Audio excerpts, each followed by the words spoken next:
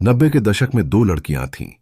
एक की मुस्कान पर पूरा देश फिदा था और दूसरी की एक झलक पाने के लिए लाखों लोग दीवाने थे। लेकिन किस्मत ने दोनों के साथ ऐसा खेल खेला जिसे आज तक लोग भूल नहीं पाए। एक सिर्फ 19 साल की उम्र में रहस्यमयी परिस्थितियों में इस दुनिया से चली गई और दूसरी एक भयानक हादसे के बाद अपनी ही पहचान भूल बैठी। एक के जाने का सच आज भी सवाल बना हुआ है और दूसरी की कहानी यह सिखाती है कि कभी कभी इंसान सब कुछ पाकर भी अंदर से टूट चुका होता है। आज की इस वीडियो में हम बात करेंगे बॉलीवुड की दो सबसे दर्दनाक और रहस्यमयी कहानियों की, दिव्या भारती और आशिकी गर्ल अनु अग्रवाल की। ऐसी कहानियां जिन्हें सुनने के बाद शायद आप इन दोनों को पहले जैसा कभी नहीं देख पाएंगे। तो चलिए अब वीडियो को शुरू करते हैं। 5 अप्रैल 1993 रात के 11:30 बज रहे थे। मुंबई के वर्सोवा की एक इमारत की 5वीं मंजिल पर एक लड़की खिड़की पर बैठी थी, हाथ में शराब का गिलास, चेहरे पर हल्की मुस्कान, और अगले कुछ सेकंड में वो 5वीं मंजिल से सीधे नीचे कंक्रीट पर जा गिरी। वो लड़की कोई आम लड़की नहीं थी। वो बॉलीवुड की सबसे बड़ी सुपरस्टार थी, सिर्फ 19 साल की उम्र में। और उस रात जो हुआ उसका सच आज तक किसी को नहीं पता। अगर आप सच जानना चाहते हैं तो इस वीडियो को अंत तक देखिए और चैनल को अभी सब्सक्राइब कर लीजिए, क्योंकि ऐसी कहानियां आपको कहीं और नहीं मिलेंगी। ये कहानी है दिव्या भारती की, एक ऐसी लड़की जिसे बॉलीवुड ने बार बार रिजेक्ट किया, जिसे कहा गया बहुत छोटी है, जिसे कहा गया एक्टिंग नहीं आती। राधा का संगम, सौदागर, एक के बाद एक फिल्में उसके हाथ से छिनती रहीं, लेकिन दिव्या रुकी नहीं। जब बॉलीवुड ने दरवाजा बंद किया तो वो साउथ चली गई। 1990 में वेंकटेश डग्गुबाती के साथ बोब्बिली राजा, और साउथ की पूरी ऑडियंस उसकी दीवानी हो गई। लेकिन दिल तो बॉलीवुड में ही था, और वो मौका 1992 में आया, एक गाने से। 7 समुंदर पार, विश्वत्मा का वो गाना जिसने रातों रात दिव्या भारती को पूरे देश की पहचान दे दी। इसके बाद फिल्मों की लाइन लग गई, शोला और शबनम, दीवाना, और उसी साल 10 से ज्यादा फिल्में। 19 साल की उम्र में दिव्या भारती बॉलीवुड की हाईएस्ट पेड एक्ट्रेस बन चुकी थीं, लेकिन इस चमकती हुई जिंदगी के पीछे एक राज छुपा था, एक बड़ा राज जो दुनिया को नहीं पता था। शोला और शबनम की शूटिंग के दौरान एक दिन सेट पर एक शख्स आया, नाम साजिद नदियादवाला, फिल्म प्रोड्यूसर, गोविंदा का दोस्त, दिव्या से 9 साल बड़ा। साजिद ने दिव्या को देखा और देखता रह गया। दिव्या को भी साजिद पसंद आए, दोस्ती हुई, फिर प्यार, और फिर 10 मई 1992 को बेहद चुपके से दोनों ने शादी कर ली। इस्लामिक रीति रिवाज से दिव्या भारती सना नाडियावाला बन गई। लेकिन दुनिया को कुछ नहीं पता था, मीडिया को नहीं, फैंस को नहीं, यहां तक कि दिव्या के पिता को भी नहीं। क्यों?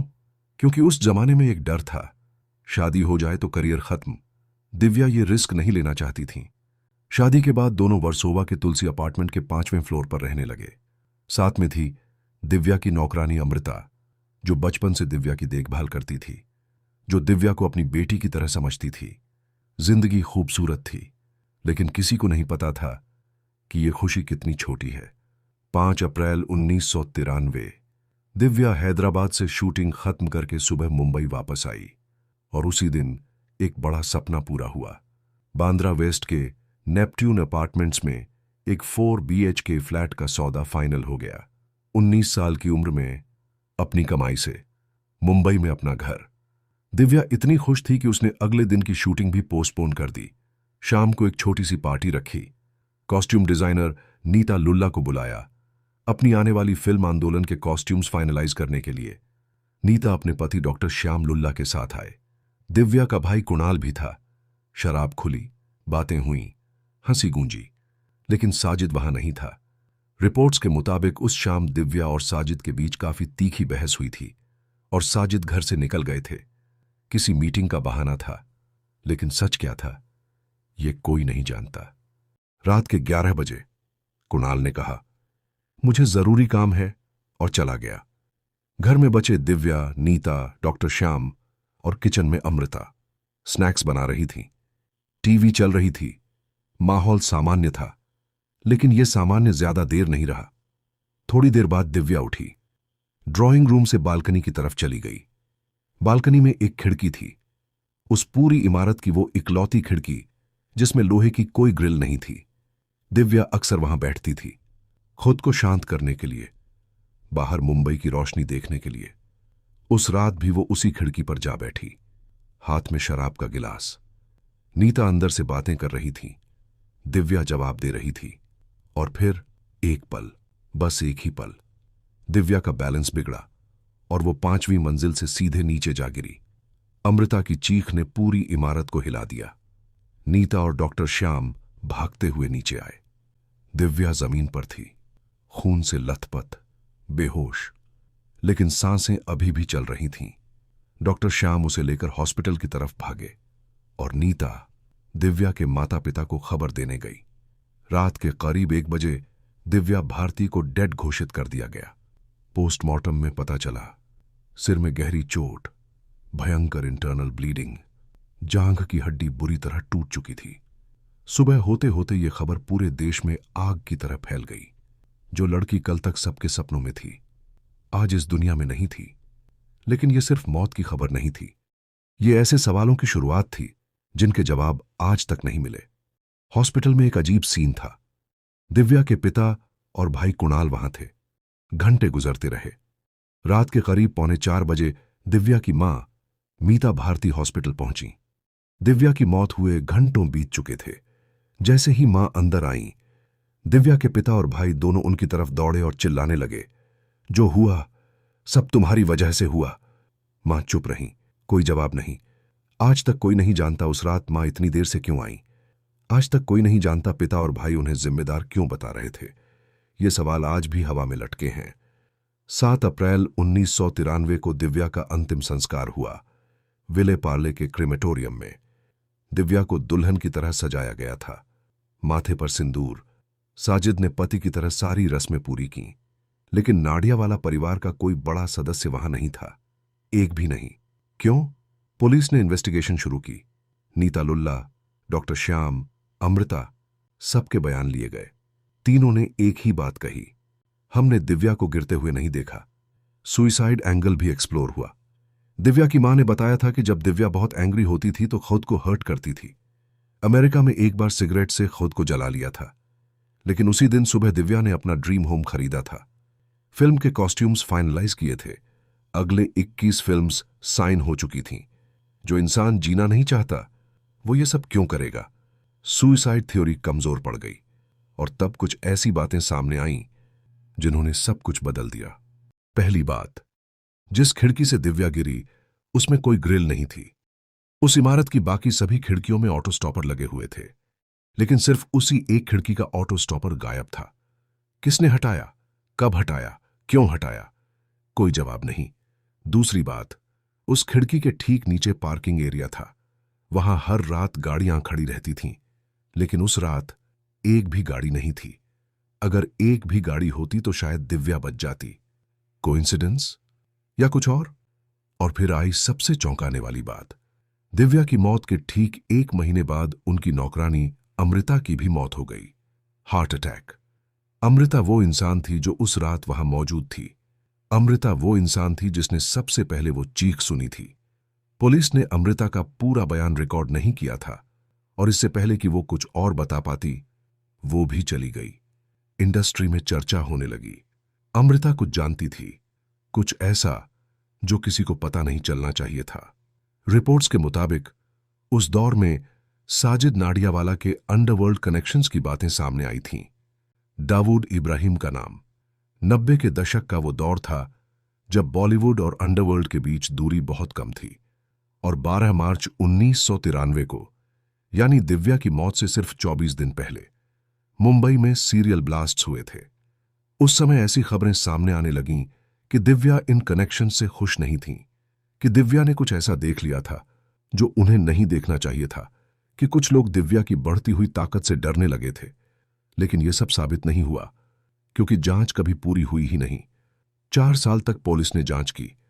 1998 में केस की फाइल बंद कर दी गई। Official verdict, accidental death. बस लेकिन जिस खिड़की का ऑटो स्टॉपर गायब था, उसका जवाब नहीं मिला। उस रात पार्किंग में गाड़ी क्यों नहीं थी, इसका जवाब नहीं मिला। अमृता की अचानक मौत, उसका जवाब नहीं मिला। मां घंटों बाद क्यों आई, इसका जवाब नहीं मिला। हर सवाल एक खुली खिड़की की तरह है, जिसमें से सच कभी बाहर नहीं आया। 5 अप्रैल 1993 की उस सुबह दिव्या भारती ने अपना ड्रीम होम खरीदा था। मुस्कुराई थी, नए सपने देखे थे, और उस रात वो चली गई। 19 साल की उम्र, 21 साइंड फिल्म्स, एक सीक्रेट मैरिज और करोड़ों टूटे हुए दिल। कभी कभी एक सवाल मन में आता है, उस रात अगर साजिद घर में होते तो क्या होता? अगर उस खिड़की में ग्रिल होती तो क्या होता? अगर नीचे एक गाड़ी खड़ी होती तो क्या होता? क्या यह सब सच में कोइंसिडेंस था, या किसी ने बहुत केयरफुली सब कुछ प्लान किया था? दिव्या भारती की मौत आज भी एक खुला सवाल है, एक ऐसा सवाल जिसका जवाब शायद कभी नहीं मिलेगा, और यही सबसे बड़ा दर्द है। तो आपको क्या लगता है, दिव्या भारती की मौत एक हादसा थी, या इसके पीछे कोई बड़ा राज छुपा था? और अगर उस रात अमृता जिंदा रहती तो क्या सच दुनिया के सामने आ जाता? अपनी राय कमेंट में जरूर बताइए। अब बात करते हैं अनु अग्रवाल की। 1999 की एक बरसाती सुबह मुंबई से उत्तराखंड जाते वक्त एक कार बेकाबू हुई। हवा में 3 बार पलटी और चौपाटी के पास जाकर रुकी। जब लोग दौड़कर आए तो उन्हें जो मिला वो देखकर दिल दहल गया।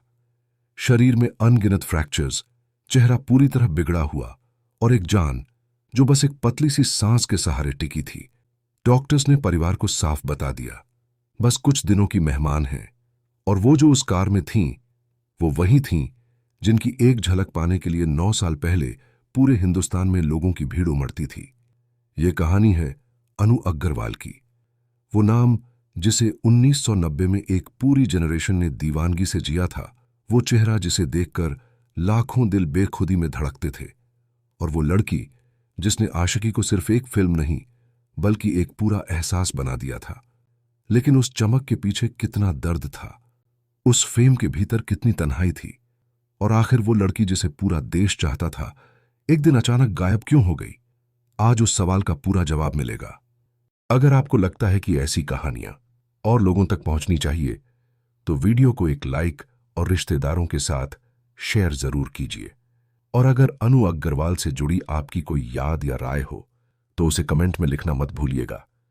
अनु अग्रवाल की कहानी शुरू होती है 11 जनवरी 1969 को नई दिल्ली में, एक ऐसे घर में जहां पिता रमेश प्रकाश आर्य भारतीय वायुसेना से जुड़े थे, और मां उर्मिला आर्य ने घर को एक ऐसी जगह बनाया था जहां बच्चे सपने देख सकते थे। घर में उन्हें अनीता कहा जाता था, एक नाम जो बाद में पूरी दुनिया के लिए अनु बन जाएगा। लेकिन यह बात तब किसी को नहीं पता थी। बचपन से ही अनीता में एक अजीब सी ऊर्जा थी, पढ़ाई में अव्वल, स्कूल के हर नाटक में आगे, हर कल्चरल प्रोग्राम में मौजूद, और 10वीं तक आते आते उन्होंने खुद नाटकों के लिए कहानियां लिखनी शुरू कर दी थीं। लेकिन जैसे जैसे बोर्ड्स करीब आए, घर का दबाव बढ़ा और अनीता ने चुपचाप वो सब किनारे रख दिया, क्योंकि उस उम्र में घर की बात मानना जरूरी होता है। सपने बाद में भी देखे जा सकते हैं। दिल्ली विश्वविद्यालय से सोशियोलॉजी में गोल्ड मेडल, पूरी यूनिवर्सिटी में टॉप। लेकिन उस गोल्ड मेडल के साथ एक इनामी राशि भी मिली, और उन पैसों से अनीता ने एक टिकट खरीदी, सपनों की नगरी मुंबई की। वो गई थीं दोस्तों के साथ बस एक थिएटर का नाटक देखने, लेकिन उसी थिएटर में उस रात किस्मत ने अपने दरवाजे खोल दिए। मशहूर लेखिका, समाज सेविका और जानी मानी मॉडल शोभा दे की नजर जैसे ही अनीता पर पड़ी, वो कुछ पल के लिए उन्हें देखती ही रह गईं। मुस्कुराकर बोलीं, तुम स्टार मटेरियल हो, तुम्हें तुरंत मॉडलिंग में आ जाना चाहिए। और शायद यहीं से शुरू हुई एक साधारण लड़की की असाधारण कहानी। शोभा डे से मुलाकात के बाद जैसे अनीता की जिंदगी ने एक नया रंग पकड़ लिया हो। पहला मॉडलिंग असाइनमेंट था गॉडरेज कंपनी का। मेहनताना मिला 700 रुपये। रकम छोटी थी, लेकिन ये वो पहला कदम था जिसने आगे चलकर उन्हें आसमान तक पहुंचाया। धीरे धीरे एडवर्टाइजिंग की दुनिया ने उन्हें अपनी बाहों में ले लिया, और देखते ही देखते अनीता भारत की पहली इंटरनेशनल मॉडल बन गईं। ऑफर्स की लंबी कतार थी, शूट्स थे, इंटरव्यूज थे, और इसी दौर में एक एडवर्टाइजमेंट के लिए उन्हें मिले 1 लाख रुपए। जो रकम उन्होंने पूरी की पूरी गरीब और नेत्रहीन बच्चों को दान कर दी। वो पैसे नहीं थे, वो उनकी इंसानियत की रोशनी थी जो शोहरत से भी ज्यादा चमकदार थी। लेकिन अनीता के मन में एक और सपना था, एक ऐसा सपना जिसका बॉलीवुड से कोई रिश्ता नहीं था। उनके जीवन में रिक था, एक लड़का जिससे वो दिल की गहराइयों से प्यार करती थीं, और उनकी पूरी प्लानिंग थी कि रिक से शादी करने के बाद वो पेरिस में बस जाएंगी, फिल्मी दुनिया से बहुत दूर, एक शांत जिंदगी। और उसी दौरान माहेश भाट की नजर एक मैगजीन में छपे अनीता के इंटरव्यू और तस्वीर पर पड़ी। वो तस्वीर उन्हें इतनी गहराई तक प्रभावित कर गई कि उन्होंने बिना देर किए अनु से संपर्क किया और अपनी अगली फिल्म आशिकी में लीड रोल का प्रस्ताव दे दिया। अनु ने साफ मना कर दिया। उन्होंने कहा, मैं सिर्फ मॉडलिंग करना चाहती हूं, मुझे हिंदी फिल्म्स में काम करने का जरा सा भी शौक नहीं। लेकिन महेश भट्ट भी अपनी जिद के पक्के थे। उन्होंने ठान लिया था कि अगर इस फिल्म में कोई हीरोइन होगी तो सिर्फ अनु अग्रवाल, वरना यह फिल्म बनेगी ही नहीं। एक दिन नहीं, 2 दिन नहीं, पूरे 6 महीनों तक महेश भट्ट उन्हें मनाते रहे, और आखिरकार वो दिन आया जब अनु ने हां कह दी। शायद उन्हें भी नहीं पता था कि उस एक हां के साथ उनकी पूरी जिंदगी फिर एक बार बदलने वाली है। 1990 में आशिकी रिलीज हुई, राहुल रॉय के ऑपोजिट, जिनकी भी ये पहली ही फिल्म थी, और जो हुआ उसे तूफान कहना भी कम पड़ेगा। एक ऐसे दौर में जब माधुरी दीक्षित, जूही चावला और काजोल जैसी बड़ी अदाकाराएं बॉलीवुड पर राज कर रही थीं, एक बिल्कुल नई लड़की ने वो कर दिखाया जिसकी किसी को उम्मीद नहीं थी। फिल्म रिलीज से पहले ही इसके गानों के कैसेट्स बाजार में आ गए थे और वो इतनी बड़ी सेंसेशन बने कि 1 करोड़ से भी ज्यादा कैसेट्स बिक गए। एक ऐसा रिकॉर्ड जिसे उस दौर में सोचना भी मुश्किल था। फिल्म रिलीज के अगले दिन जब अनु नींद से जागी तो घर के बाहर हजारों लोगों की भीड़ थी। दीवारों पर लिखा था, आई लव यू अनु, और उसी मकान मालिक ने, जिसके पीजी में वो रहती थीं, उन्हें रातों रात बाहर निकाल दिया। लाखों दिलों की धड़कन बनी लड़की कामयाबी के अगले पल ही बेघर खड़ी थी। लेकिन यहीं पर एक बात है जो बहुत कम लोगों को पता है और जिसे सुनकर मन भारी हो जाता है। वो फिल्म जिसने उन्हें रातों रात स्टार बनाया, जिसने टी सीरीज के लिए करोड़ों की कमाई की, जिसने एक पूरी जनरेशन को नई आवाज दी, उसी फिल्म के लिए अनु को कभी पूरी पेमेंट नहीं मिली। अनु ने खुद कई मौकों पर कहा कि आशिकी के प्रोड्यूसर्स ने उनकी फीस का एक बड़ा हिस्सा, करीब 40%, कभी नहीं चुकाया। फिल्म ने करोड़ों कमाए, हर कोई उस फिल्म से आगे बढ़ा, लेकिन जिस एक्ट्रेस ने उस फिल्म को उसकी पहचान दी, वो दशकों बाद भी उस रकम का इंतजार करती रहीं।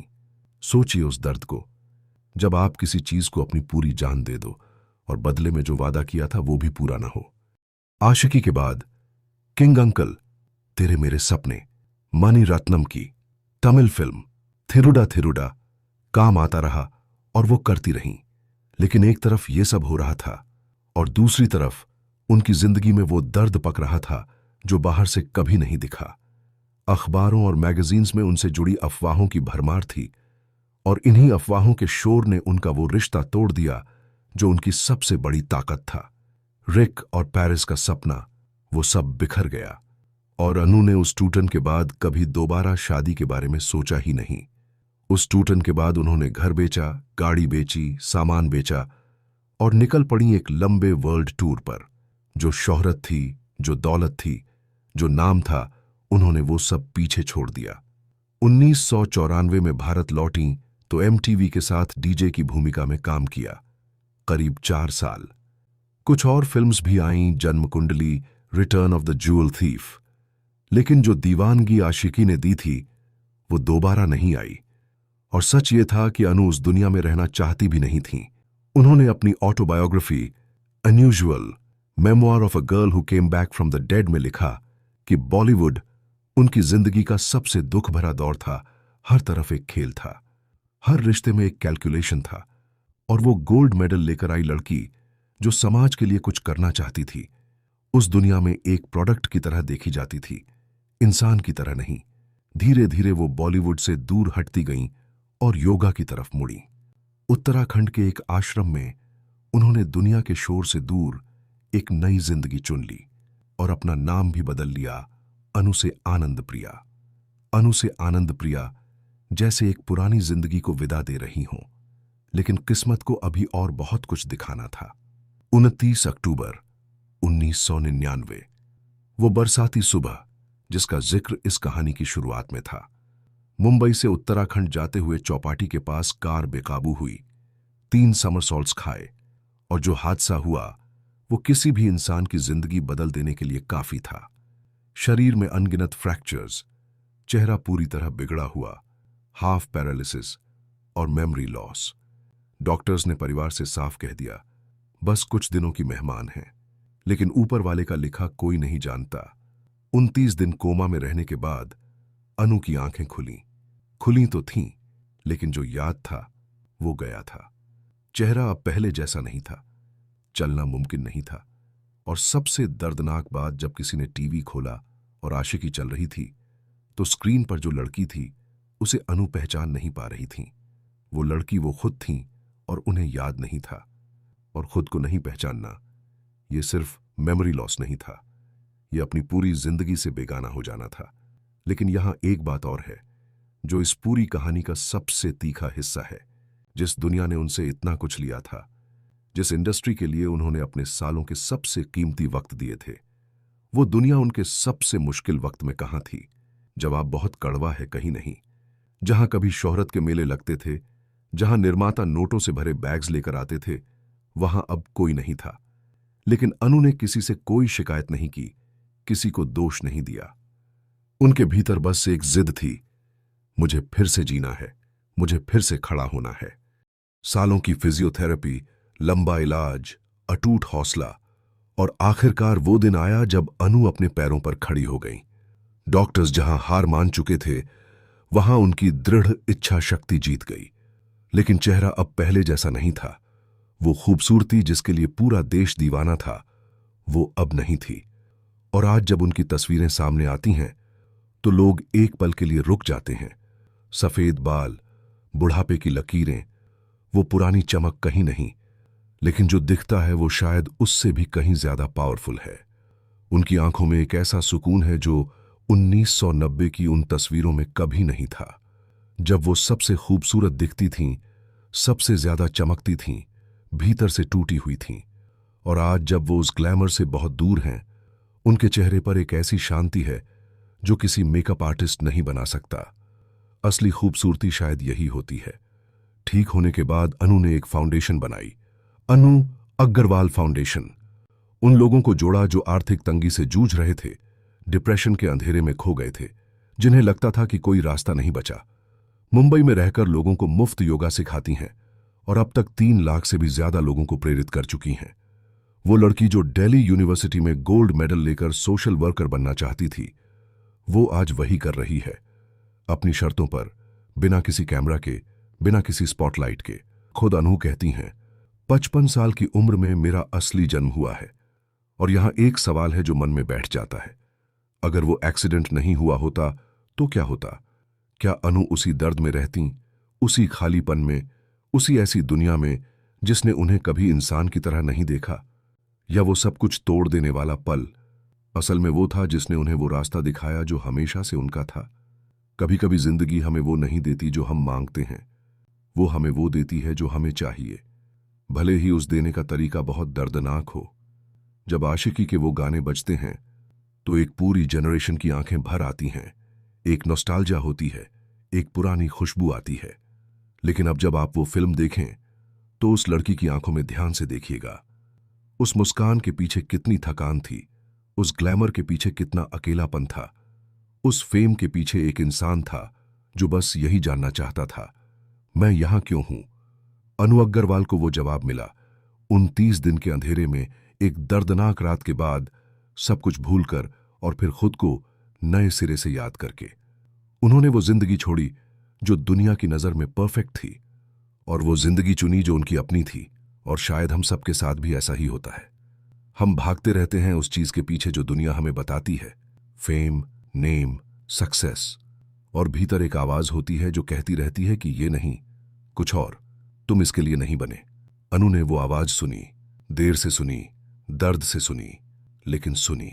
आज वो सफेद बालों के साथ, बुढ़ापे की लकीरों के साथ, उस पुरानी चमक के बिना, शायद अपनी जिंदगी में पहली बार सच में जी रही हैं। तो दोस्तों, ये थी आशिकी की वो मुस्कान जिसके पीछे छुपा था संघर्ष, दर्द, टूटन और फिर खुद को दोबारा पाने का सफर। अनु अग्रवाल की कहानी हमें यह सिखाती है कि जिंदगी कभी कभी हमें गिराकर भी जीतना सिखा देती है। अगर आपको अनु अग्रवाल के बारे में कोई ऐसी बात पता हो जो शायद बहुत कम लोग जानते हों, तो हमें कमेंट में जरूर बताइए। मैं आपके हर कमेंट को पढ़ता हूं और आपकी राय जानना मुझे हमेशा अच्छा लगता है। अगर आपको यह वीडियो पसंद आया हो तो वीडियो को लाइक करें, चैनल को सब्सक्राइब करें और इसे अपने दोस्तों के साथ शेयर करना बिल्कुल मत भूलिए। मैं आपसे फिर मिलूंगा एक और ऐसी ही अनसुनी और दिल को छू लेने वाली कहानी के साथ। तब तक के लिए अपना और अपने परिवार का ख्याल रखिए। और अगर आपको लगता है कि अनु अग्रवाल की कहानी दर्द और रहस्य से भरी थी, तो स्क्रीन पर दिख रही दिव्या भारती की कहानी आपको और भी ज्यादा सोचने पर मजबूर कर देगी। सिर्फ 19 साल की उम्र में सुपरस्टार बनी दिव्या भारती की मौत आज भी बॉलीवुड की सबसे बड़ी अनसुलझी पहेलियों में गिनी जाती है। आखिर उस रात क्या हुआ था? हादसा, साजिश या कुछ और? पूरा सच जानने के लिए स्क्रीन पर दिख रहे वीडियो पर अभी क्लिक कीजिए।